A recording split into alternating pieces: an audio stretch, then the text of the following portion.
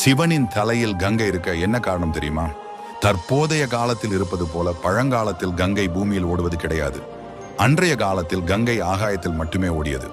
அதனால் தான் ஆகாய கங்கை என்று பெயர் பெற்றது. அந்த நேரத்தில் பகீரதன் என்ற அரசன் இருந்தான். அவன் தனது முன்னோர்களின் ஆத்மா சாந்தி அடைய என்ன செய்ய வேண்டும் என்று முனிவர்களிடம் கேட்டான். அதற்கு முனிவர்கள், உன் முன்னோர்களின் அஸ்தியை கங்கையில் கரைத்தால் அவர்களின் ஆத்மா சாந்தி அடையும் என்று கூறினார்.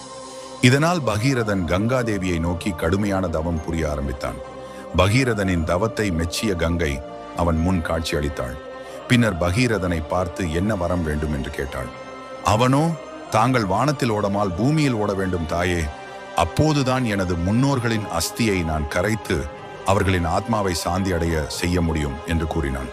பகீரதன் கேட்ட வரத்தை கங்காதேவி ஏற்றுக்கொண்டாலும் ஒரு நிபந்தனை ஒன்றையும் கூறினாள்.